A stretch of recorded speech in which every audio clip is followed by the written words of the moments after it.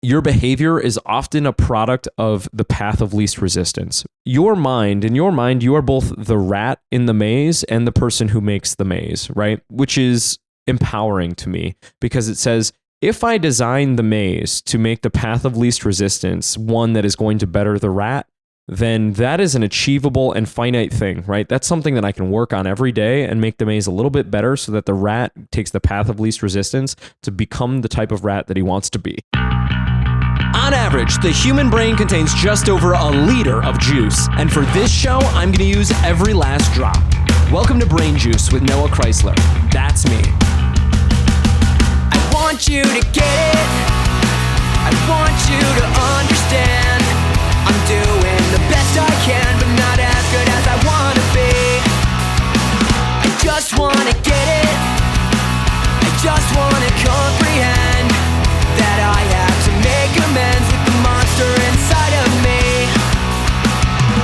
But I keep forgetting things I need to know.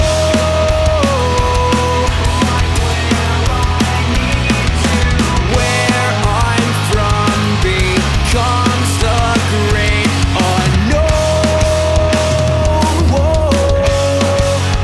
And I can't seem to get it. Ladies and or gentlemen, welcome to Brain Juice with Noah Chrysler. That's me. Ladies and gentlemen, this episode's going to be a little bit different. This episode, I'm going to summarize a book that I think is very important, and one that I have read. I've read it a few times now. I listened to it recently, and then I actually re-listened to it. And then I also had read this a few times a few years ago. This book is Atomic Habits by James Clear. I think this book is, for my life in particular, I think it's one of the most important. Like, I personally, for my personality, for who I am as a person, for this like internet digital age that we live in, where everybody's attention is fragmented and we're all developing shorter attention spans and we're all struggling with executive dysfunction, in my opinion, or at least I was significantly.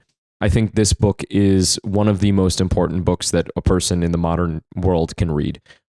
Because it's twofold, right? It's a practical guide on how to change your behavior in a meaningful way, and then it's also like a paradigm shift, right? He gets the paradigm shift out of the way, like a new way of seeing the world completely. He gets that out of the way in the beginning of the book, and then the rest of the book is more of like a tactical implementation guide, and so it's like very effective and useful, and I really like the book. You should go and read it yourself, but if you just want the juicy bits, the extracted juicy bits, run through my own lens of my brain and my life, welcome to Brain Juice. We're going to talk about it. I wanted to begin with a quote from the late, great Jim Rohn. I don't know if you know Jim Rohn, but he's one of the GOATs. He, if you don't look too closely, most of these people that I admire, if you look really closely at them and you remove their mask like Scooby-Doo, you realize that like he was kind of a shill for Herbalife, which is a pyramid scheme. But anyway, he was a motivational speaker and a person who made a lot of I guess self-help content, personal development content, like some of the original personal development stuff. He says, the things you work on you, right? And I really believe in that. I've experienced that a few times in my life, and I think it's true, right? The things you work on you. And so that's why I want to summarize this book for this podcast, because this is a very important book to me, and I want to better understand and better implement these ideals into my life. So that's why I'm making this. This book makes me feel not alone, right? The things outlined in this book make me realize that I'm not the only person who's dealing with these problems. I'm not the only person who, is wondering like, why can't I achieve the things that I'm trying to, right? Cool. The next thing I wrote in my outline here is I have severe ADHD and executive dysfunction. Stimulant medication usually makes me into like a grouchy asshole. It changes my personality, and I don't like being on stimulant medication. So this book provides an alternative to that. Is it a perfect alternative? Absolutely not. It's a book of imperfect solutions that when you layer them all together, Some of them probably work more than others, which is really cool. But if you layer them all, then it's cool. For me, this book is counterintuitive. It provides no magic bullet. There's no quick fix. Instead of it's a bunch of simple, easy to implement suggestions. It also provides a paradigm shift, an alternative way of seeing the world from how you likely see it now. Therefore, this book is important to me, and I want to be able to better understand it and implement it in my life. So I'm going to summarize this book chapter by chapter in this episode. As we go, I'm likely going to run the book through the lens of my own life and my own experiences. Here we go. Introduction. I'm going to go chapter by chapter, okay? So here we go. Introduction. The core idea. Atomic habits are small, consistent behaviors that compound over time into remarkable results. He talks about how, atomic means small. It means small changes, right? Which is empowering because anybody can make small changes, right? It takes a lot of work to make big changes, but if it's just small changes, like throw out the candy from your pantry if you find that you're eating too much candy, right? Small changes are easy to implement. And so this book is about small changes and powerful changes as well, right? He brings up in the introduction of the book about like atomic energy, right? Like atomic energy is, if you split the atom, there's so much energy in there that the potential is crazy, right? And so I think he uses that as a metaphor in the intro, if I remember correctly. Key insights. Systems, not goals, determine progress. Goals set a direction. Systems drive sustainable change. Habits are the compound interest of self-improvement. That, to me, was also, when I first read this, a few years ago, back when about a year and a half after I'd moved to Atlanta. And it really had a profound impact on me. It was one of the first, I was in a marketing director role, and basically, I remember that it shifted my thinking. Instead of from a sales perspective, where it was basically call people on the phone and close deals. Instead, it was no, how do I make a marketing system that can consistently funnel in new leads reliably, instead of just trying to exhaust myself doing sales. And so this book kind of introduced me to system thinking instead of individual goal thinking. And that was really important to me. Cool. Habits, not goals, determine progress. Goals set the direction. Systems drive sustainable change. Basically the idea that this goal of selling, $100,000, unless you're making 10 calls a day, it's much easier and much more sustainable to make 10 calls a day than to torture yourself with the idea that you need to sell $100,000 this quarter, right?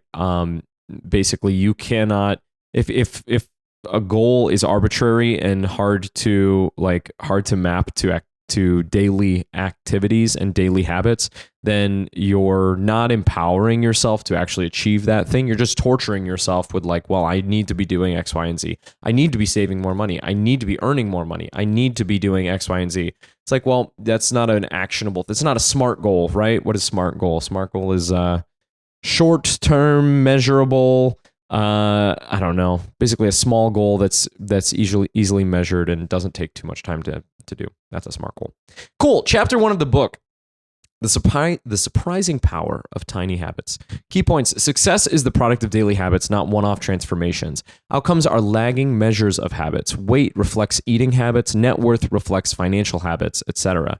Focus on trajectory over results. Small, consistent gains compound over time. This was a fantastic idea that I really, really latched onto the first time I read this book. But basically, one thought exercise that I did was if you can just have a day, if your day, let's say that you're trying to optimize for your health, let's say that you're trying to optimize for your money as well, right? If you can design a day where you make net positive change for your health and net positive change for your money, and then let's say another thing that you're trying to make net positive change for is your relationships, right?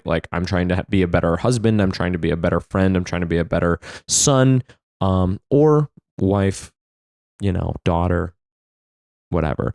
If you can design a day where, at the end of that day, you have a little bit more money at the end of that day than when you started that day. if you are a little bit closer to your family at the end of that day than at the start of that day, if you are at a calorie deficit at the end of that day than you were at the start of that day, right? You've expended more calories than you consumed, right?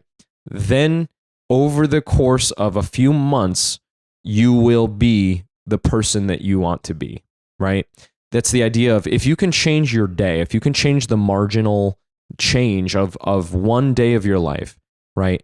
Then that will help you get time on your side, right? Instead of having time work against you. If you wake up every day and by the end of every day you are fatter and poorer and more of an asshole than you were when you woke up, then over time is going to work against you. And eventually in 10 years, you're going to be the biggest asshole. You're going to be way overweight and you're going to be broke as hell, right? This chapter is about how it's about understanding, like, if you can just figure out how to have one good day where you're a little bit better than you were at the beginning of the day, then over time, those habits will compound and you will become the person that you want to be. And I think that that's a powerful idea, and one that I see being true in my life as well. Focus on trajectory over results. Small, consistent gains compound over time. Breakthroughs result from prior consistent effort, often termed the plateau of latent potential. He talks about a metaphor in this chapter about how an ice cube is going to melt. Like, you can warm an ice cube up slowly or whatever, but the ice begins to melt when the water surrounding it crosses the threshold. I think it's 32 degrees Fahrenheit, 0 degrees Celsius. I think it's 32. It's 32. I knew that.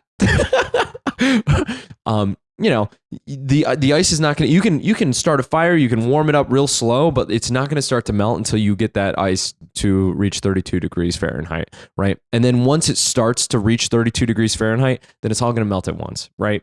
That is what he means by the plateau of latent potential, right? We often think that like success comes in this linear fashion, and that's not true, right? Success is non-linear a lot of the time, especially if you're like in internet business, if you're growing an audience, if you're doing entertainment, if you're doing like, I don't know, a lot of in many areas in life, success is not linear, it is exponential, right? So it will basically ride the bottom for quite a long time. And then out of nowhere, you will have a ton of success, right? And people often attribute that and they say, oh, well, you're just an overnight success that got lucky. And for many people who have that overnight success and they can sustain it for a long time, a lot of those people say, well, you don't understand that I've been trying to grind at this for 10 years and you think I'm an overnight success. I'm an overnight success that was 10 years in the making. Cool. Quote, you do not rise to the level of your goals, you fall to the level of your systems. I think that's a fantastic quote. I think that it's very true. I often do improv comedy. I love improv comedy, and in improv comedy, you have nothing. You're put onto a stage with nothing, and it's up to you to work together with your team and pull ideas from the audience to create 20 minutes of entertainment for the audience. And that can sometimes like it can fill new improvisers with fear, right? These people are going to, what if I don't have the right thing to say? What if I don't know the right thing to do, right? And so one thing, I used to teach improv classes for years, and one thing I used to say was a quote from the military, right? Where it's like, you fall back to your lowest level of training, right? Or to your highest level of training, whatever. It's a quote from the military, right? Basically like, when your brain is in fight or flight mode, it's going to toss out a lot of those like higher executive functioning, like thinking things, right? You're not going to be able to think strategically. You're going to be acting in fear. And so therefore your brain is going to fall back onto the things that you've drilled into your head like a dozen million times, right? I think this quote touches on the same thing, right? Like, you don't rise to the level of your goals, you fall to the level of your systems. I think that's a very empowering quote. And it shifts your mindset to something that's within your control, which is your systems. I think that's good. Cool. How to shape your habits, how your habits shape your identity, chapter 2, and vice versa. Cool. Key points. Habits reinforce identity. This is the paradigm shift that I was talking about. I think I got it mixed up with the last chapter, but habits reinforce your identity. Every action is a vote for the person you wish to become. There are 3 layers of behavior change. There are outcomes, what you get, processes, what you do, and identity, what you believe. Focus on identity-based habits. I want to become a reader, not I want to read a book. Change beliefs about yourself through small wins and align with your desired identity. This chapter is one of the best chapters in this book, how your habits shape your identity and vice versa. This is, like, in my opinion, where the real paradigm shift comes in. He talks about how if you want your habits to stick, you want habits that align with this new identity that you're trying to create, right? What does that mean? I don't want to read a book. I want to become a reader, right? You want to, I didn't exercise, and you can call me a fucking, Sam Altman dick sucker, but I didn't exercise with ChatGPT, where, I talked about the future self that I want to be, the future self, the identity that I want to adopt, and what that person is like, right? I want that person to be seen as, it's indulgent, it's self-indulgent, but I would love to be seen as like a driven creative genius, right? I came away with the terminology of like the wizard. I want to be viewed as a wizard, right? I used to love this book series called The Dresden Files, and Harry Dresden is this wizard who knows a lot about magic, and he locks himself away in his little dungeon workshop, and he's very knowledgeable, and he has all of these habits and tactics that he uses and implements that he uses and all this knowledge that he draws on, right? And he has this identity of this wizard, this knowledgeable guy that is resourceful and tactful and brave and strong and courageous.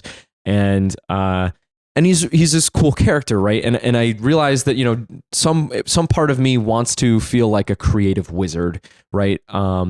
That is the identity that I want to adopt, right? But also, so that's what I want it for my work identity, right? I don't want to be, this like high-powered executive that like, always says the right thing. No. I want to be like a tactical, gritty, like creative genius in a lot of ways, which is indulgent, I'll admit that, but that's the identity that I want to have, right? What does a creative wizard have? Well, after reading this book, I went out and I bought a Himalayan salt lamp with an LED inside that can turn many different colors, right? I also went and my plan is to stick photos around this office that I have here, and stick photos of me up, at times in my life when I felt like I was embodying this person, this creative individual that I wanted to become, right? And he makes an argument in this book that says, like, the actions that you choose every day, right? Those actions either support the type of person that you want to become, or they support something else, right? And you get to vote, right? You get to vote every single time you make a decision about how you're going to spend your time and how you're going to live your life. You're making a decision. And the clearer you can articulate what that decision is in your mind, right? Who are you voting for? Are you voting to be the wizard in the workshop, or are you voting to be that fucking sack of shit that's not getting out of bed, right? Which is probably counterproductive. Self-talk is important, and don't call yourself a sack of shit. But like, who are you going to vote for? Are you going to be the guy who wakes up to go and work on his thing and edit and go out into the world and create content and interview people for your next piece of work? Or are you going to be the guy that's going to, hide away from the world and watch Netflix on his phone? I've started to watch Fear of the Walking Dead, and I thought, as I turned it on, I'm like, oh, this is not going to be good. And oh boy, I was wrong. It's really, really good. It's, in a lot of ways, I think it's better than The Walking Dead, and I really enjoy it. But anyway, so like that's the decision I'm facing, that I find myself facing recently, is like, oh shit, am I going to work on this podcast, or am I going to watch Fear of the Walking Dead? And another argument that he makes in this book is like, you don't have to get all of the votes correct, right? Just focus on trying to get the majority of the votes correct, the majority of the votes pushed into, this identity that you want to become. Anyway, I thought this chapter is one of the best chapters in this book. Basically, the idea that you can design what you should be doing when you're instead of trying to hit some arbitrary goal. I want to hit $100,000 in sales this quarter, right? Instead of doing that, say, what is the identity that I am trying to achieve, right? If you're trying to hit $100,000 in sales, you probably would be better off saying, I am trying to become the type of salesperson that like is driven and motivated, and I'm going to I want to become a person that's not afraid to sacrifice to achieve this like goal, right? Maybe that's working late. I'm going to work late after 5, after everybody else goes home. I'm going to send 5 cold emails or whatever to strategic contacts after, and I'm going to do that every single day because that's the type of person that I want to become. Because, the type of driven sales guy, the ruthless driven sales guy that I want to be, God, I hate this guy already. But if that's who I'm going to be, then I can vote every day at 5 o'clock by not going and, sitting back on the couch and watching TikTok on my phone and eating chips and shit. No, I can vote for who I want to be by staying after work after everybody else goes home, and I can vote by sending those 5 cold emails, right? That is what this chapter is about. And it says that, if you can adopt that identity, if you can give yourself enough evidence that you've grown into that person that you want to become, that is what is going to likely motivate you in the future to continue to implement those habits. Because once you warp your identity, you say, well, I am just the type of person that stays late after 5 p.m. and sends these emails. Once you truly believe that, then that is what actually changes your behavior for the long term. So I really like that because it's not a surface level change, right? It is an identity change. It's a paradigm shift, not a surface level thing. And I think a lot of self-help books, talk about surface level changes, right? And that's why I really like this portion of this book, because the rest of this kind of is surface level change, right? But when it's colored with, this paradigm shift, this identity change, then it goes beyond the surface level implementation and it goes beyond into identity change. So I think it's more useful. Quote, the ultimate form of motivation is when a habit becomes part of your identity. I am a person that stays late after work to, I'm the type of driven sales guy that stays late after work to send cold emails. I am this creative wizard in this workshop, right? That believes in himself so much that he's going to talk into this fucking microphone, and it might take 2 hours, but he believes that what you work on works on you, and he thinks that this book is important to him, so he's going to sit here, and no matter how long it takes, he's going to get through this whole book to share it with the potential audience that might benefit from it, right? That's the type of person I want to be. I'm going to make this thing, even though it might not get very many views, because that's who I am. I am the wizard in the workshop. I'm the creative wizard. So the creative wizard goes ahead and he takes on the risk of potentially making something that nobody might care about. So therefore, I'm going to do that. I'm going to make that sacrifice and I'm going to put that out. And you know what? I accept the fact that nobody might care because that's what the wizard does, right? The identity change is really cool. Great. Okay. Sorry, I got a little caught up, but that's probably one of the most important chapters in the book. We can fly through some of these next ones. How to build better habits in 4 simple steps. Key points. Habits form through a feedback loop. Cue, craving, response, and reward. The 4 laws of behavior change. Make it obvious. That's the cue. Make it attractive. That's the craving. Make it easy. That's the response. And make it satisfying. That's the reward. Cool. So basically, chapter 3 goes into, how everything that he's learned after studying habits of different individuals and studying literature about habits, right? He breaks them down into 4 different things. That's the cue, the thing that indicates, hey, it's time to do this thing. It's the craving, right? The thing that says in your soul, in your body, the thing that you don't even understand conceptually, but the thing that says to yourself, I really like to do this. There's something about this activity that I really enjoy doing, right? Response, that I believe is actually doing of the thing, right? When you go to the gym, responses, feeling your muscles like contract as you lift weights, right? Response, I think, is the act of sitting and writing and doing the thing if you're trying to daily journal, right? Response is the act of making a healthy choice at lunch and eating that lettuce wrap sandwich instead of your deep fried fucking chicken nuggets.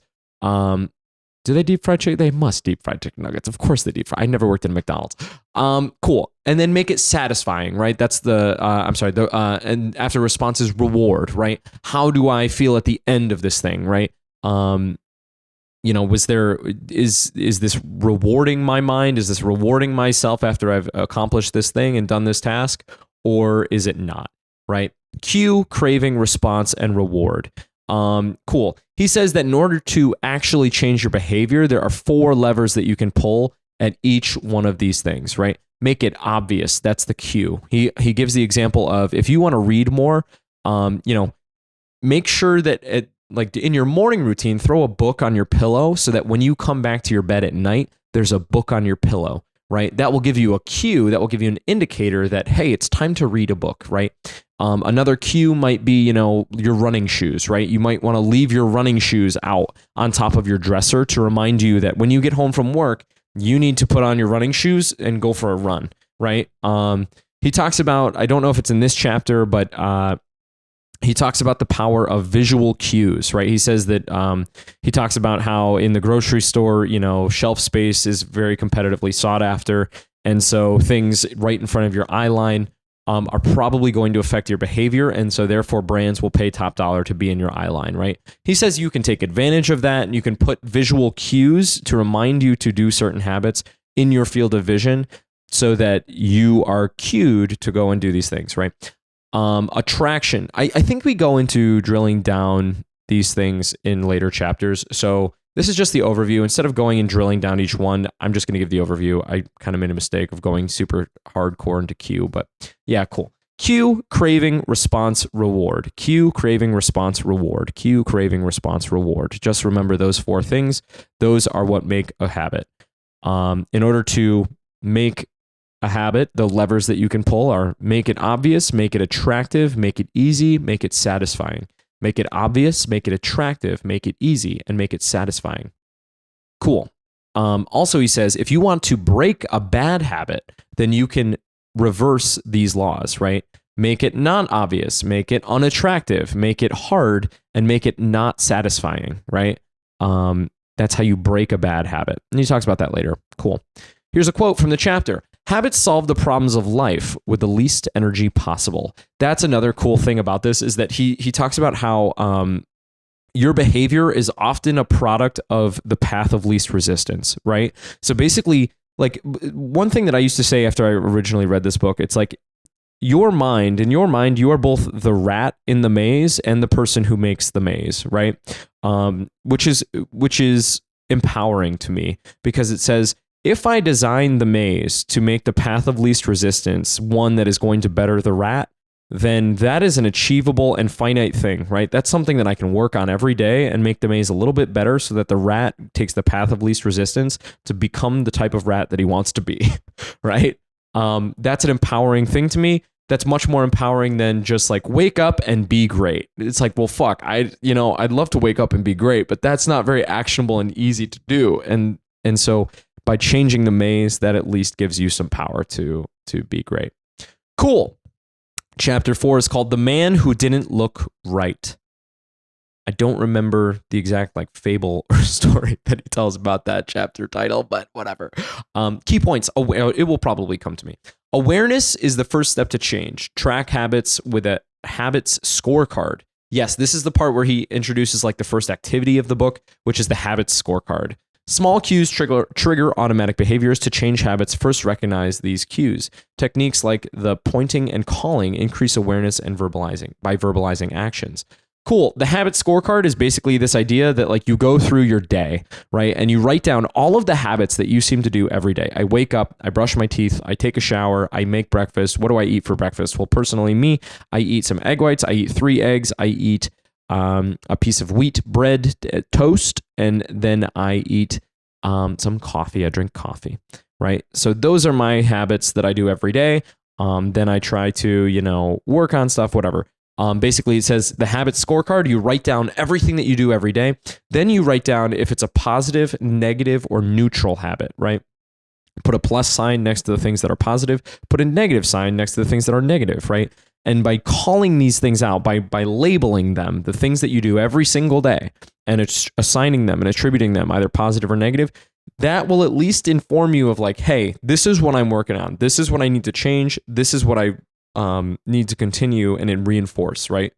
This supports the identity of the person that I want to become, and this detracts from the identity of the person that I want to become, right? So that's the habit scorecard. Write down all your habits. Are they positive? Are they negative? Are they neutral? Cool. The pointing and calling technique, right? He says that this is a tactic that they use. I think he says some sort of like Japanese train system. The Japanese train system has this like pointing and calling technique that is designed to reduce errors of the train workers in Japan, I believe. And apparently they call out like certain errors that happen if somebody's not in the right spot or something, or there's something wrong with the route or the train or something. They will literally, they're trained to verbally point and call out the thing that is bad. Because when they don't do that, they found that it's much less likely that the error will be corrected, right? But the act of pointing and calling it out is it does something. It brings it out of this like murky subconscious, and it brings it to the forefront of your mind so that like you can use your full awareness to determine whether or not you should do that thing, right? So for instance, like if you really don't want to, waste your evening, if you know that you need to, I don't know. Okay, here's an example. My father goes to a Bible study and he never reads the fucking chapters that he's supposed to read, right? And so like if you're my dad and you get home after a long day of work and you have to make a choice. Do I sit down and I read the fucking chapter from the Bible? What a nightmare. Or do I watch fucking TV? He's a boomer, right? You're watching like Chicago Fire, right? Like boomer fucking like pornography. Oh man, I get to be a firefighter for an hour. It's sick. Cool. If you're my father, then if you call it out to the forefront of your mind, and you say, instead of just like blindly just following your behaviors and letting your subconscious guide you, if you instead bring your full awareness to it by saying, I can either sit and read this chapter of this book, which I know I need to do, or I can sit down and watch Chicago Fire and feel like a firefighter for an hour, right? That will at least, even if you make the wrong choice after that, it will at least make it a little bit harder for you to make the wrong choice. So that pointing and calling thing is pretty cool. It's a tactical thing that you can do to potentially change your behavior.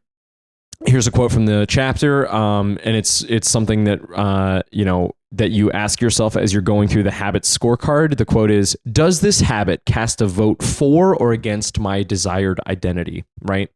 Does this thing that I do every day, does eating Oreos every day cast a vote for who I want to be or not? In my case, not. Maybe you want to be an Oreo taste tester. So maybe it does work for you, but I personally don't. Chapter 5, the best way to start a new habit. Cool. Key points. Pair new habits with existing habits using habit stacking. After the current habit, I will do new habit.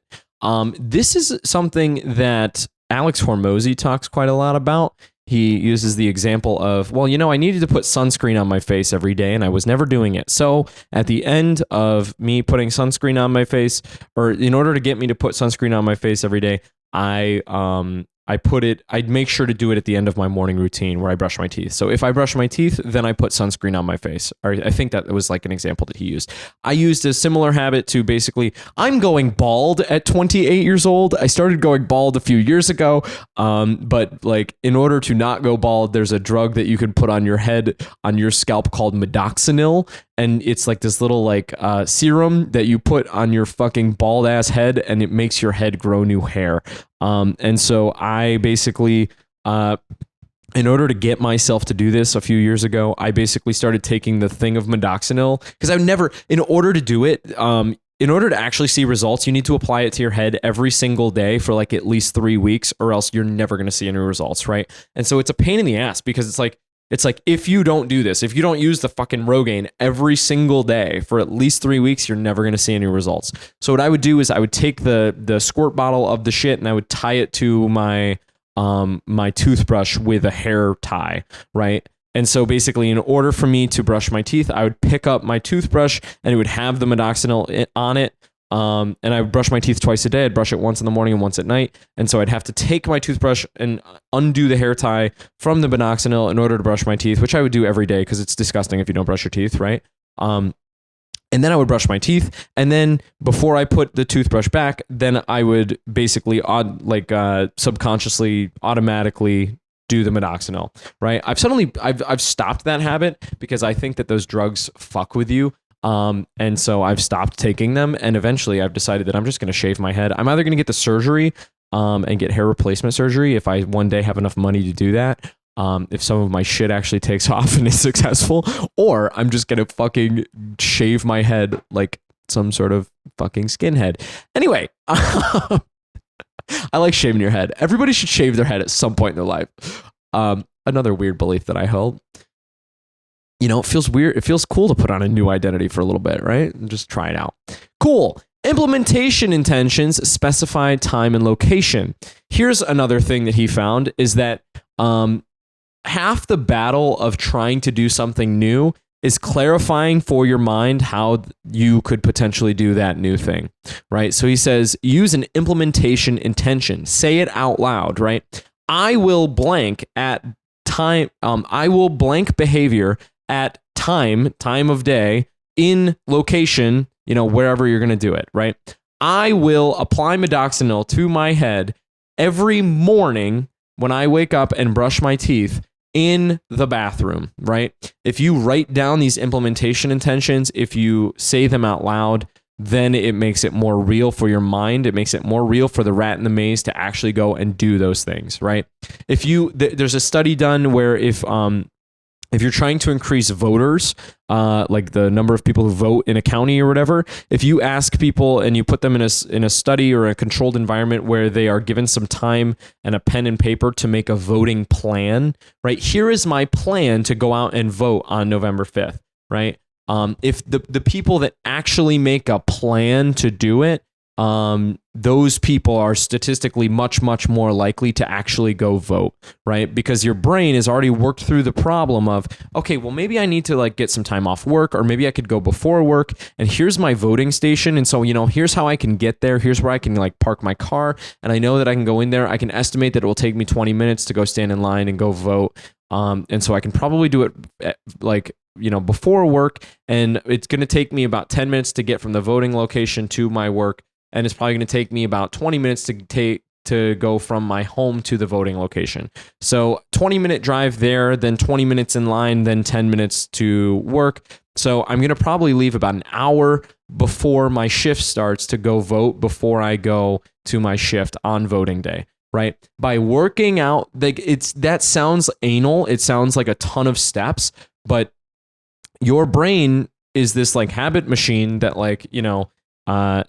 that synthesizes behavior like a program, and it makes those things automatic so that you don't have to make those types of planning decisions every single time you think through a decision, right? And so you'd be shocked at when you go ahead and make a plan for one of these implementation intentions, right? If you go ahead and write out the details of whatever habit you're trying to do, it will bring it out of the murky subconscious, and it will put it to the forefront of your mind, and it will make it much, much, much more likely that you will do that thing because you've already spent the processing power to work through the problems and the logistics of what it would look like if you actually did that thing, right?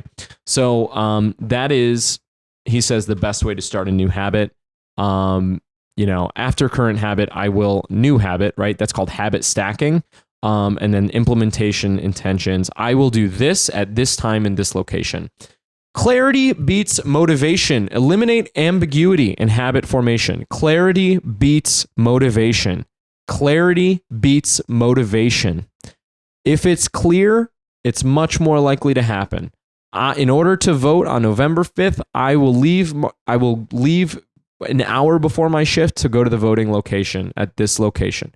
Clarity, make it clear.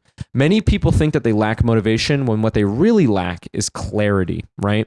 I'm going to be a healthier person. What the hell does that mean? Well, I'm only going to buy this type of food at the grocery store. When I eat, I am going to eat unprocessed foods. I am going to eat, this much protein per meal, and then I'm probably going to backfill with fucking vegetables or salad or something, and then some sort of like light starch that's not too processed, right? What clarity beats motivation. Make it clear. If you are struggling to have clarity around what it means to be a healthy, strong individual or whatever, that's a sign that you might not know enough about the thing that you are trying to do, right? If you don't know what it means to eat a healthy meal that's sustainable long-term, right? Then maybe you need to go increase your knowledge. Clarity beats motivation. I think that's really powerful, in my opinion. You might think none of this is powerful. You're like, wow, I can't believe this fucker's going to talk for 2 hours about this fucking book. Chapter 6, motivation is overrated. Environment often matters more. Key points from Chapter 6. Environment shapes behavior. Design spaces to make good habits easier and bad habits harder. Changing environments can disrupt old cues and facilitate new habits. Make cues for good habits visible and cues for bad habits invisible. Cool. Environment shapes behavior, right? So cool. One of my favorite quotes, I think it comes from Steve Harvey. He goes, if you want a haircut, go hang out at the barber shop, right? He used to talk about how he has this like weird speech that he gives before a Family Feud where people don't want to hear it, obviously, in my opinion. But he's like talking about, like personal development and stuff. And it's so funny because like he has a string of divorces and his life's a fucking mess. But you know what? The people who have least to say talk the loudest. Anyway, he says, if you want a haircut, hang out around the barbershop, right? He used to talk about how he used to hang out at barbershops when he was young. And he always knew these guys that never really had enough money to get a haircut, but somehow they always had a fresh cut, even though they didn't have the money to pay the barber. But they knew that if they just hung out near the barber, that eventually they could figure out some way to kind of negotiate or work their way in for a haircut. Eventually that barber might get bored and say, hey, you know what? Sit in the chair. I'll trim you up, like that sort of thing, right? Environment shapes behavior. My point being, you want a haircut, go hang out at the barbershop. Create your own barbershop if you have to, right? Design spaces that make good habits easier and bad habits harder. Here he talks about how if you want to be a healthier person, if you want to lose weight, okay, design your space to make sure that it's supporting you losing weight. How do you design your kitchen in a way that hides all the bad food and makes all of the good food easier to eat, right? Well, put a bowl of fruit out on your counter, right? Put a bowl of apples out on your countertop so that you're more likely to see them and think to yourself, oh shit, I should probably eat an apple so I'm not a fat fuck all the time, right? If you have cookies out on the fucking counter, right? Throw them in the garbage, right? Here's the other thing that people are so precious about food in our fucking society that like we live in an abundance culture. I'm sorry. The food has never been more omnipresent than it is right now. There's enough food on this planet to feed every single person a few times over. We have enough food on this planet to support 10 billion people. And I think we're at like 8 right now. There is not a food shortage in our country. So if you are like, oh, well, I can't throw out this candy. I cannot throw out, it would be wrong of me to throw out this thing. If it costs less than $5, I personally vote you should throw out the stuff that's bad for you and you can replace it with stuff that's better for you. In my opinion, maybe I'm a child of privilege and, I didn't grow up during the Depression. So, maybe that's a privileged standpoint, but like, if it's not good for you, throw it away. That's my opinion. If you're trying to become a healthier person.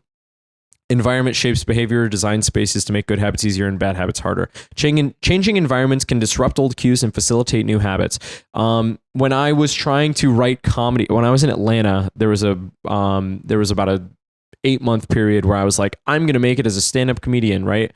And I was trying to force myself every day to write jokes.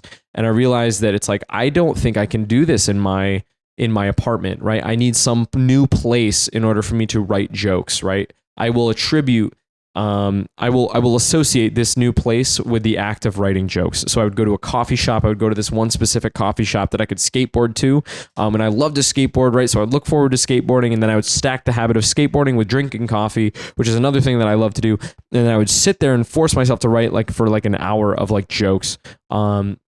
Which was honestly probably too long. If I did 10 minutes of joke writing, then that probably would have stuck much harder than trying to write for an hour. But changing environments can disrupt old cues and facilitate new habits. So if you are trying to create a new habit, change your environment. Go to a coffee shop. Go to a different section of your house.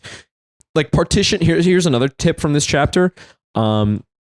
If you work from home, partition your home so that each space serves a different function, right? I relax on the couch in the living room in front of the television. I work in my office, right? One thing that I did was I deleted all of the games from my PC, because if this is an office, I don't play games in an office, right? An office is for work, and I play games in the living room, right? So I go and I plug in the Nintendo Switch, and that's where I play games. And if I'm going to work, then I go to the office, and there's no games on my office computer because that would not make sense. Cool. Make cues for good habits visible and cues for bad habits invisible. This is the fruit bowl thing. Throw out the candy, put out a bowl of apples. Quote, environment is the invisible hand that shapes human behavior. Beautiful quote. Design the maze so that the path of least resistance for the rat is to be a good rat instead of a piece of shit lazy rat that watches The Walking Dead until 11 a.m. Cool. Chapter 7, The Secret to Self-Control. Key points. Self-control is a short-term solution. Long-term success requires avoiding temptations. Reduce exposure to cues that trigger bad habits. Inversion of the first law. Make bad habits invisible. Cool. Self-control is a short-term solution. Long-term success requires avoiding temptations. I think that my biggest gripe, here's something that I think former me would say, probably not out loud, probably subconsciously. It would say something like, I hate myself because I can't go to the gym every day. I have all of this information about how to, make myself healthier. I have all of this information about how to eat right. And I know everything I need to know about exercise, but I just struggle because I can't just go do it. Right. That's what a younger version of myself would say. And I think that I want to hug that former version of myself and say, hey, man, you're being really hard on yourself. And instead of lambasting yourself and pointing your guns at yourself and saying, well, if I was this type of person, I would be able to do X, Y, and Z.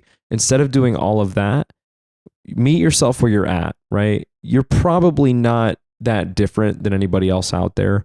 And you're a good person and you've got a lot that makes you really cool, right? So if you actually want to make progress, meet yourself where you're at, right? Don't get down on yourself because you lack willpower, right? Self-control is a short-term solution. Long-term success requires avoiding temptations. Design the maze so that you don't see temptation in the maze, right? And also, not every day is going to be perfect, right? Like the key to consistency, the key to long-term success is about negotiating with yourself over and over again, right? It's not saying, oh, well, I fell off the wagon and therefore this is who I am and I fucking suck and I'm never going to. No, it's a constant negotiation with yourself, right? And sometimes you're going to win and some days you're going to lose, but you know what? Hopefully in the majority over the next, however long your life is, hopefully you win the majority of battles and you try to become the person that you want to be. But you don't have to win every single battle and you're probably not going to win every single battle. The key though is to continue to try to fight the battle of trying to become the person that you want to be. Self-control is a short-term solution. Long-term success requires avoiding temptations. Hide the temptations. Reduce exposure to cues that trigger bad habits. You want to eat less junk food? Buy less junk food. Inversion of the first law. Make bad habits invisible. Quote, people with high self-control tend to spend less time in tempting situations. If you're an alcoholic, don't go to the bar. If you are, if you have a gambling addiction, avoid the casino. Right? People with high self-control tend to spend less time in tempting situations. Another thing that I think it's later in the book, but it talks about, it's in chapter 9, the role of family and friends in shaping your habits. A tempting situation is often one that other people, like your former identity, are in, right? But we'll talk about that in a second. Cool. People with high self-control tend to spend less time in tempting situations. Chapter 8, how to make a habit irresistible. Cool. This is about dopaminergic feedback loops, which I think are also very interesting and very relevant to cell phone addiction and social media addiction. Here we go. Dopamine drives habits. Anticipation of reward fuels action. Make habits more attractive with temptation bundling. Pair something you need to do with something that you want to do. The brain craves satisfaction from rewards. Okay, here is something that I am a little bit embarrassed to admit, but I am going to admit it. I wanted something indulgent to listen to at the gym. I wanted something that like felt like a little warm cocoon. It felt like it just like, you know, it was like waves of nostalgia, right? What could I listen to at the gym that I would look forward to, that I would always want to listen to while I'm at the gym? So I associate the gym with this thing that I really love, something that feels like comfort to me, something that feels indulgent.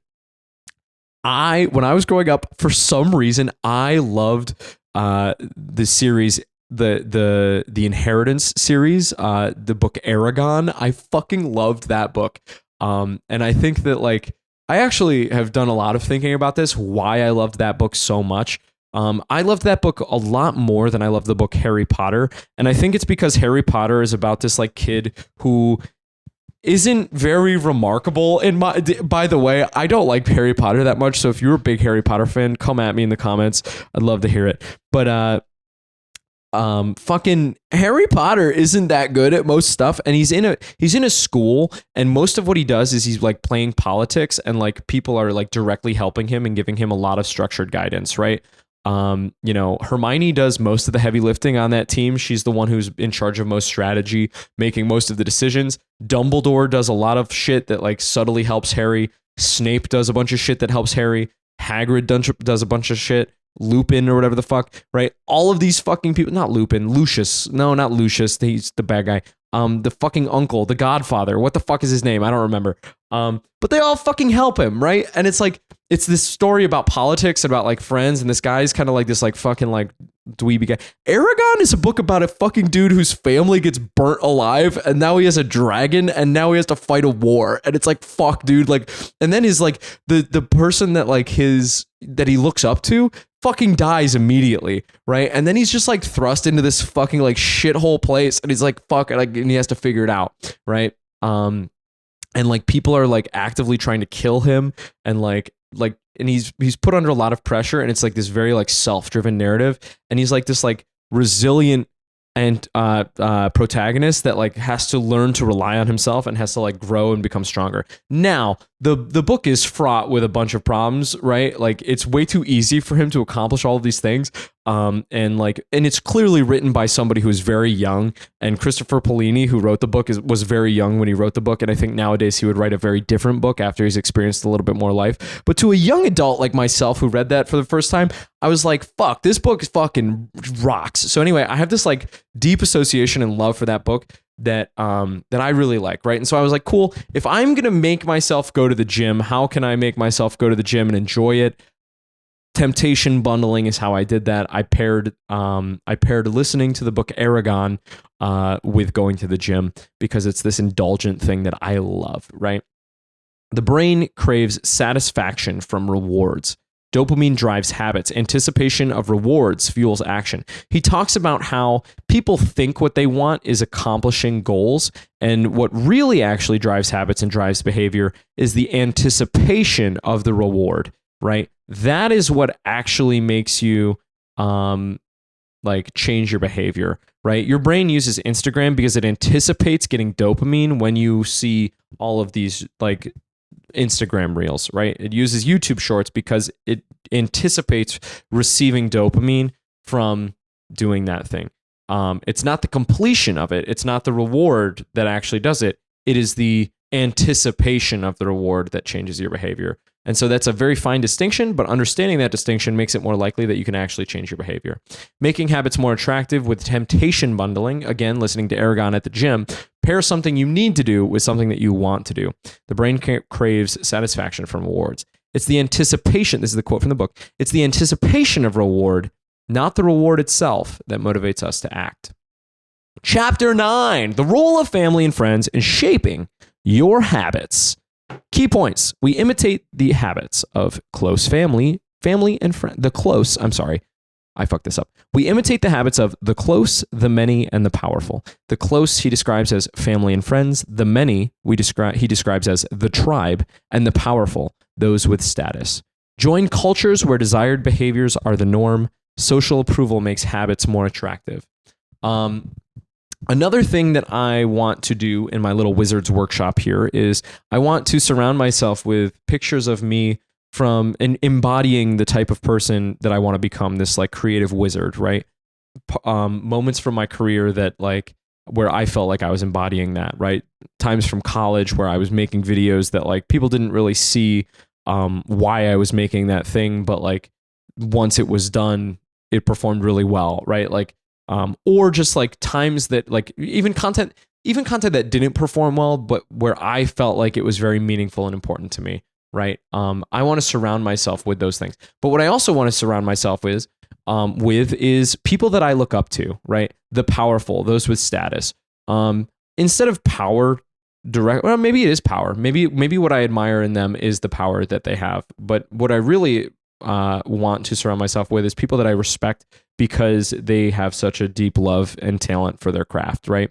Like I really want to stick a picture of Norm Macdonald on my fucking wall because I love Norm Macdonald. Because here's the thing about Norm Macdonald. I personally believe that Norm Macdonald's jokes are not that funny. Like, you know, like they really aren't. Like a lot of his humor, I think, some of them are absolutely ingenious. Don't get me wrong, right? But I think a lot of Norm Macdonald's humor comes from the fact that it's like, what I am saying is not that funny, right? And it's kind of a spoof of the entire idea of stand-up comedy, which is a very meta fucking head up my ass take, I know. But like for instance, he has this joke that he says on the Conan O'Brien show, right? He's doing an interview with Conan and he talks about the moth in the podiatrist's office, right? There's another interview that he does where he talks about that interview and he goes, you know, I needed to fill 12 minutes of airtime on Conan and I had enough material for about 2 minutes. So I needed to stretch this 2-minute joke into 12 minutes. So I took this very, very simple joke and I was just really trying to buy time, just telling it as slowly as possible and doing this like 12-minute torture session on Conan. And it was the product of restriction, I guess, not restriction. That interview is iconic. It has millions of views and it's one of the funniest bits that he's ever done, right? But it was the product of invention through backing yourself into a corner, invention out of necessity, right? I think that I respect him a lot. I read his autobiography. His autobiography is called Based on a True Story. That book is fucking insane. It's insane. It is the book of a person who truly does not, I mean, on some level he does give a fuck because he's a comedian and he wants the room to laugh and that's the job of a comedian. So on some level he does care how he's received, but he believes in himself so much that there's an entire chapter of that book that is completely false where he talks about going to prison and he talks about, and I'm just going to say it because that's the fucking point of the chapter, but it's like he wrote an entire chapter in his autobiography about A, getting raped in prison and B, raping other people in prison. And it's fucking insane because it clearly never happened and he never went to prison and that is a verifiable fact. But he wrote an entire chapter in his autobiography as an entire bit that's like super dark. It's this super dark, horrible bit. But he fucking put it in his autobiography. And I just think about that and I think, wow, what a fucking bold move that like is going to piss off some readers that like, I don't know. And he also constantly lies about other people in the book. And he says that fucking the guy that like made SNL like did a bunch of it's not Sharna Halpern. Who the fuck is that? Lorne Michaels. He says Lorne Michaels did a bunch of drugs with me all the time. And it's like, that's not true. But so I don't know. He slandered a bunch of people and then put a chapter in his book about prison rape. And I just think to myself, that guy is a fucking goat, right? His jokes aren't that funny. But like, you know what? He's not going to let that stop him. He's going to fucking make shit for the sake of making it because that's just who he is, right? I respect that person. I want to stick him on my wall as a reminder that that is what I am trying to achieve. What would Norm Macdonald do, right? And you can fucking tell me that I'm a dipshit for you know, being inspired by those people, but like I think that is awesome. So yeah, the powerful. We imitate the habits of the close, family and friends, the many, the tribe, and the powerful. An example of imitating behavior and habits from the powerful, Norm Macdonald. I want to someday write a book where I go off on a chapter and I just fucking say, you know what, this is what I think, this is what I believe, and I don't give a fuck if you are coming along for the ride or not. This is who I am. Fuck you, right? That's cool to me. The close, right? Surround yourself with people who you respect and admire and who have the habits that you want to have, right? I really love spending time with my dad. My dad, I think, has a lot of good habits, right? Some bad ones, but like a lot of good habits. Friends, right? Surround yourself with friends that are on the right path, that, like people that you want to become. And you're going to probably adopt those habits. And then the tribe, right? Here's another quick story. I was in Atlanta. I was in a relationship for a long time with somebody that, had a very different body composition than me, and she could eat like garbage all the time and still not put on any weight. And I couldn't. And so I developed these terrible eating habits, but I became like probably 30 or 40 pounds overweight. Right. And so I was really angry with myself, and I was like, fuck, I need to make a change. How do I make the change? I found conveniently that less than a mile from my place, just a few blocks from where I was living, was this gym that was filled with these people that looked like they had just fallen out of magazines. I probably have told this story before, probably recently on this podcast, but basically I joined the gym that was filled with people who were like supermodels, and I jumped into the deep end, and it was very, very, very scary for me. I remember thinking that, oh my God, all of these people are looking at me and staring at me and thinking all of these things about me as I'm working out because they're so ripped and I'm so fat. In reality, those people didn't give a shit that I was a little overweight, right? They were more concerned with like I don't know, their own lives, right? But that kept me going to that gym for over a year and a half, right? Because I was suddenly surrounded by people. I would find myself subconsciously competing with these people, right? We would do like sit up and push up competitions, and like there were points, there were workouts where it was like on the board, it would just say 100 push-ups, right? And in my mind, it was like, there's no possible way I could do 100 push-ups, right? If you asked me, there's no possible way I could do 100 push-ups. 100 push-ups is insane. And then I would watch these other people do this, and I'm like, oh, okay.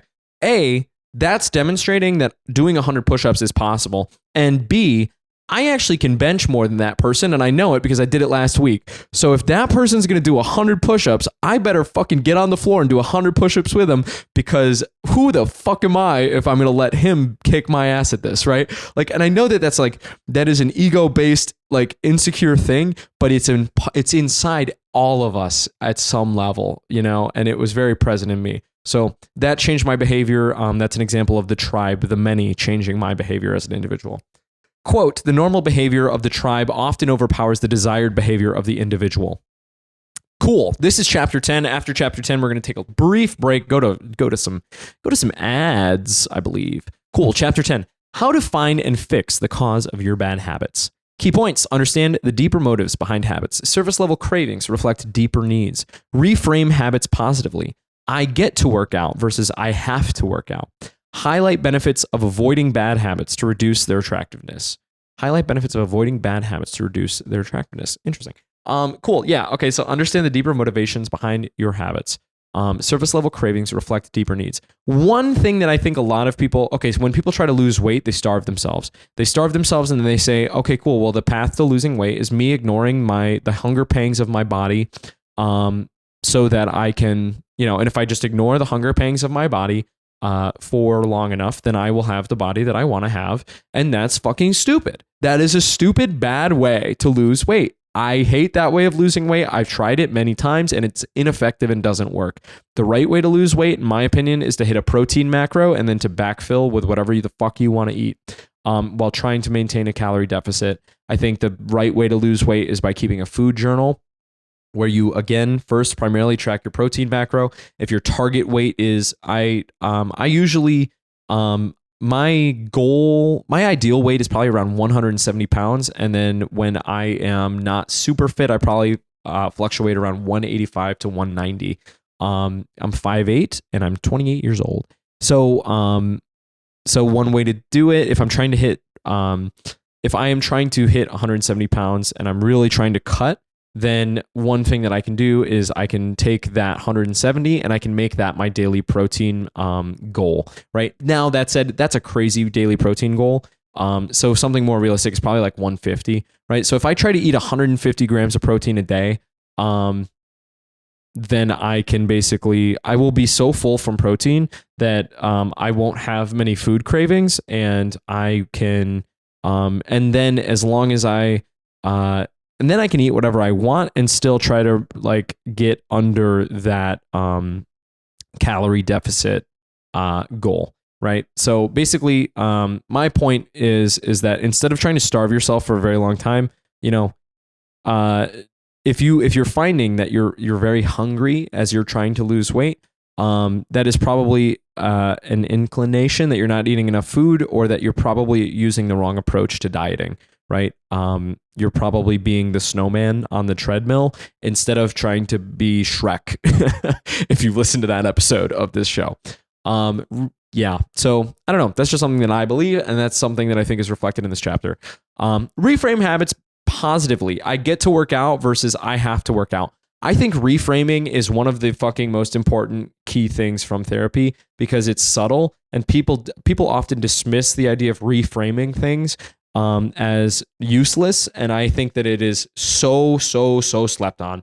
Fucking reframe. Really, really important, because when you actually start to articulate what you think, believe, and feel, those reframes are really important. Reframing is exactly why I'm recording this episode. It's because I want my frontal cortex to fucking articulate the ideas in this book, right? So yeah, because I will remember them more and I will subtly internalize them into my subconscious more. And that's why I hope that you listen to this chapter as well. Reframe habits positively. I get to work out versus I have to work out. Cool. Highlight benefits of avoiding bad habits to reduce their attractiveness. Benefits of avoiding bad habits to reduce their attractiveness. If I don't eat Oreos every single day, no, let's actually do something like more real, right? Okay, one thing that I love to do is I love going to a bar, like a shitty dive bar, and ordering tons of light beer and getting chicken wings. And then usually I'm a little bit hungry still after the chicken wings, so I probably get like 2 slices of pizza, right? Here are the benefits of me not doing that. The first benefit is that I save money. And for somebody who right now is working as a bartender and barback and like is trying to get a second bartending job here so that I can actually like make some more money, saving on not going out once a week and gorging myself with light beer, chicken wings, and pizza, that's going to actively save me money. That's probably going to save me like $40 a week, right? Which is $160 a month, which is like, that's like groceries for like 2 weeks, right? Or a week. So that's like important, right? Cool. It's also going to help me. So it's going to help me financially. It's also, those are high calorie foods, right? So it's going to help me health wise, because it's going to help me maintain a calorie deficit so that if I'm trying to lose weight and cut, then it's going to support my health by not doing that. Also, a third benefit is that I'm not going to have a hangover the next day, right? Alcohol affects you twice. It makes you do erratic, stupid shit the first time when you drink it. And then the next day it nukes your energy levels, it nukes your motivation, and it totally fucks with your endocrine system and makes you like, in my opinion, it makes me like doubt myself and fucks with the long-term trajectory of my life, because I wake up and I'm suddenly like, oh, well, fuck it. Like, whatever. So alcohol really like fucking puts me on the wrong path, right? So, that said, there are some benefits to it. It's a social lubricant and it's a little fun. So like, for me right now at this stage of my life, I try to, take a measured approach to alcohol instead of going cold turkey and not drinking at all. Your habits are modern solutions to ancient desires. In chapter 10, he talks about how, you're operating with a Stone Age level fucking like brain, right? Like you have a brain that was finely attuned to seek instant gratification. People talk about how we live in an instant gratification society. It's like, well, we used to always live in a fucking instant gratification society. Going and hunting a fucking deer is pretty instantly gratifying, right? You get to chase the deer, you get to shoot it with bow and arrow, and you get to fucking eat it. Like that's pretty damn gratifying. Or you get to like search for berries and put them in your mouth, right? Red berries, munch, yummy, yummy, dopamine in my brain, right? That is instant gratification. He makes the point in this book that says, your brain is wired for instant gratification. And a lot of these capitalists hijack that wiring so that you give them more money, right? Doritos are highly processed foods that fucking like hit your dopamine centers and make you want more Doritos, right? They hijack your dopamine so that you continue to give them your attention and your money, right? So dopamine, so Doritos does it. Frito-Lay does it really well. A lot of these like highly processed food companies do this really well. A good restaurant does it, right? By serving you food and creating an environment that you really like so that you come back in the future. And then one sneaky one that is fucking poison to humanity is social media companies do it, right? Fucking TikTok fucking feeds you like a little bit of everything all of the time, right? It's instantly rewarding, right? And then also Instagram does it. Hey everybody, look at me. I'm fucking on vacation. Hey everybody, look at me. I'm at this cool restaurant. That is them supporting your identity, right? I approve of this person. Like, that is fucking really, really, it feels really good to get an Instagram like or a fucking TikTok like or a share or a comment that says, yeah, I agree with you, right? And so to your fucking ancient brain that grew up eating berries and hunting deer, be scared. Be scared when someone else has manufactured a thing that gives you dopamine. Be scared to introduce that to your life because it's a fucking slippery slope, man. And suddenly you're going to be a Dorito munching fucking Instagram junkie who goes to fancy restaurants, eats chicken wings and beer and pizza and fucking, I don't know. It's just a broke, fat drone. Cool. If you're listening at this point, I'm very impressed. Pat yourself on the back because we're halfway through, baby boy.